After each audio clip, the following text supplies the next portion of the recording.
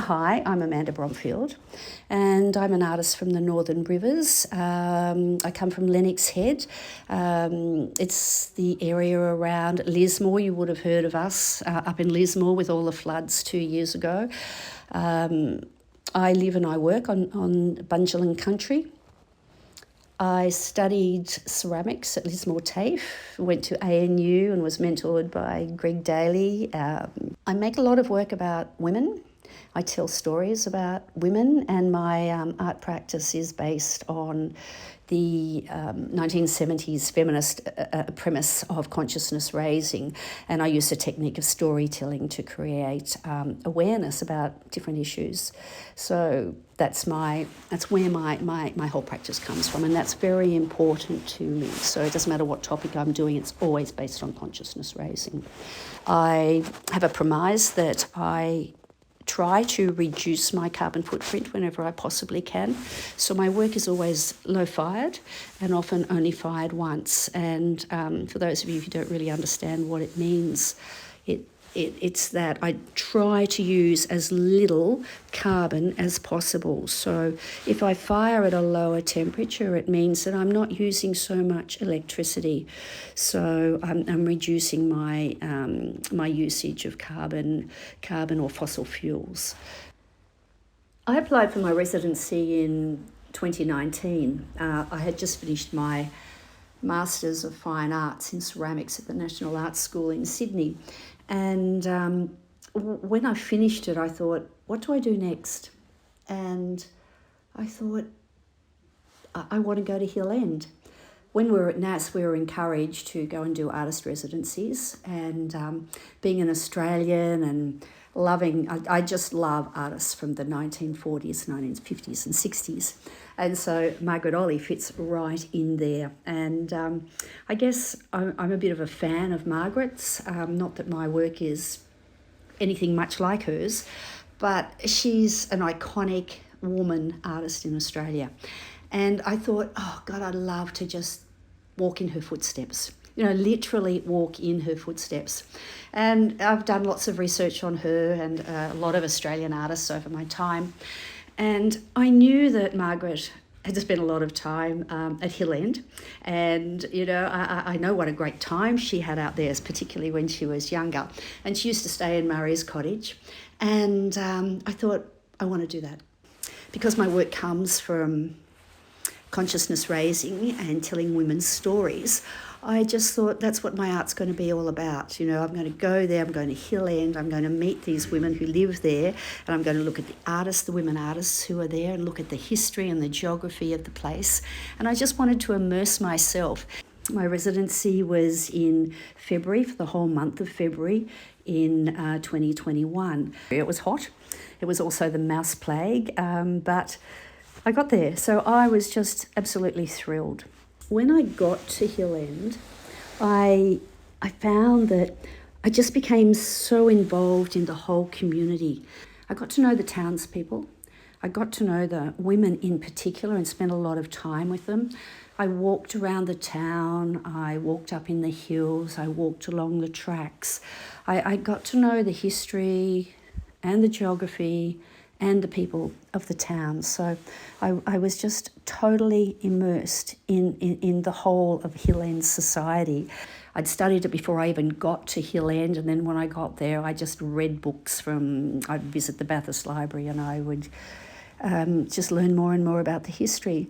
But when I was there, I had this sense of freedom.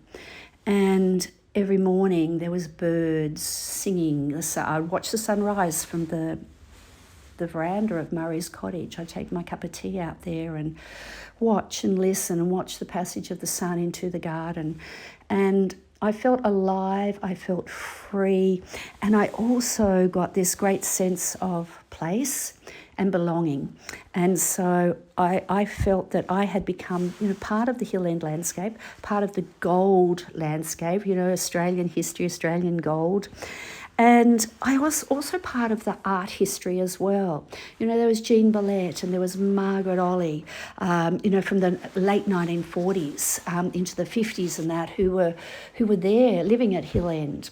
And Then there's the contemporary Hill End artists who are there today. You know, these magnificent women who are making fabulous art. So I got to know them, and I got to spend time with them. So I just gained this whole sense of belonging. I got myself involved in the women's groups. I walked with the women, you know, a couple of times a week. We would walk around the town or go along the bridle path or up to Kissing Point, and we would walk around town. Then we'd go to the coffee shop, with the general store, and we'd sit around, we'd have coffee, we'd talk.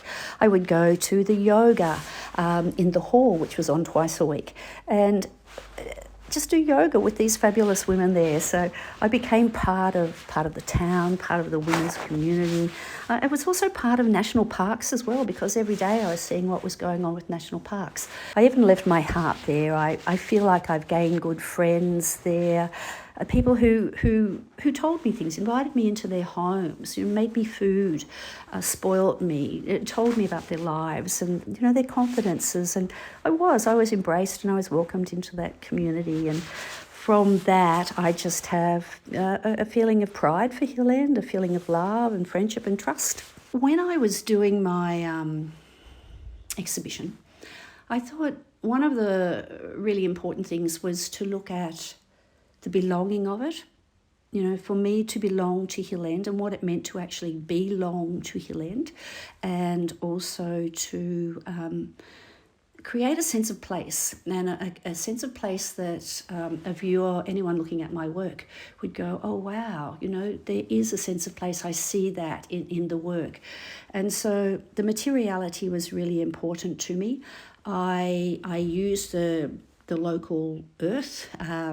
There's yellow ochre sites, which I went and dug up, and I made slips and I made engobes, and I used them in my glazing of the work. So that gives a sense of place and a sense of belonging. I also used a clay, which is low-fired clay. It's called BRT, which has a very sandy, almost a peachy sort of colour, which reminded me very much of the clay soils of Hill End.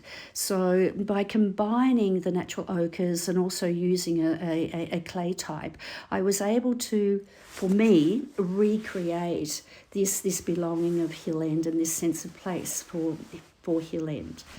In my exhibition, you'll also notice that I use different ways of portraying Hill End.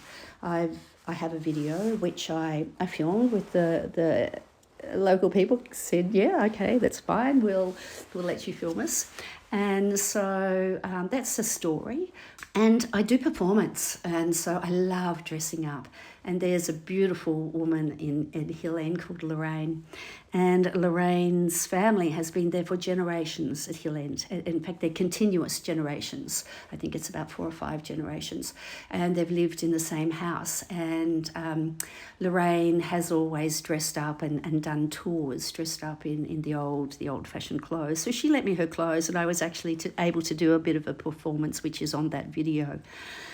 Also in the video, not only was I able to use footage which I had got on the daily activities of the women, but you know, I've got lovely Kim Deacon there, and Kim is she's singing the most beautiful song, and she was so free and said, yeah, of course, you know, I'd love to sing this song for you. And she played the harp, and in the background we had the old photos of the Hill End women.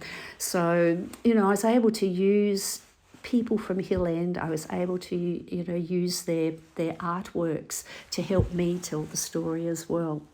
In my exhibition, you'll also see that I have some women's equipment, domestic equipment. You know, there's rolling pins, there's knitting needles, there's sewing and cotton, and those things I add to my exhibition to add a little bit of softness. It's like a juxtaposition, the hard clay against the soft lace and doilies. But it's also an acknowledgement of women's work, and this whole exhibition is acknowledging the women of Hill End. And it's not just Hill End women, it's really all women, if you think about it. This is all Australian women, and, you know, from generations ago right up to today.